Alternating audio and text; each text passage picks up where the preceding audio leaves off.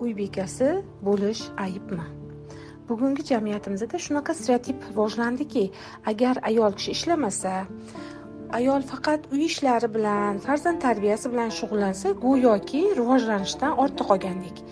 Aslida bu shunchaki bir yoqlama qarash. Har bitta ayolni hayotda o'zini yo'li bor, qadriyati bor, tanlovlari bor.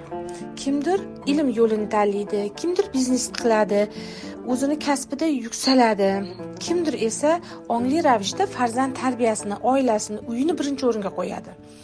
Bu ikki tanlovni bir-biri bilan solishtirish to'g'ri emas. Chunki farzand tarbiyasi ham mas'uliyatli, juda ham katta sabr, mehnat talab qiladigan vazifa. Jamiyat ko'pincha ayolni muvaffaqiyatini faqat uni lavozimi, daromadi bilan o'lchaydi. Lekin ertangi jamiyatni tarbiyalaydigan, insonlarni voyaga yetkazadigan ona mehnatini ko'pincha unutadi. Shajara nuqtai nazaridan qaraganda, oilada onani hissiy ishtiroki, farzandi bilan o'rnatadigan sog'lom munosabatlari keyingi avlodlarning shaxsiyatini shakllantirishda muhim rol o'ynaydi. Bu albatta faqat uy bekasi bo'lgan onalar yaxshi tarbiya beradi yoki ishlaydigan onalar bera olmaydi degani emas, to'g'ri tushuninglar. Muhimi, ayol o'zi tanlov qiladi ongli ravishda va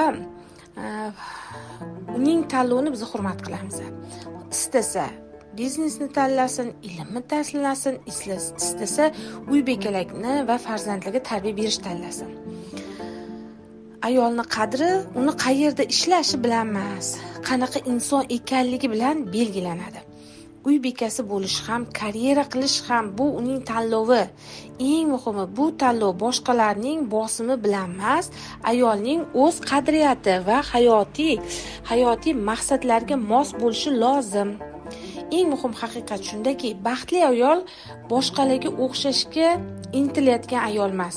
Baxtli ayol o'z hayotini ongli ravishda tanlagan va shu tanlovi uchun o'zini ayblamaydigan ayoldir. Aynan ko'pincha qadriga yetilmaydigan, ya'ni uy beka bo'lib, farzandlariga tarbiya berib o'tiradigan ayollar bu kelajakka ko'proq xizmat qiladigan ayollar bo'lib chiqadi.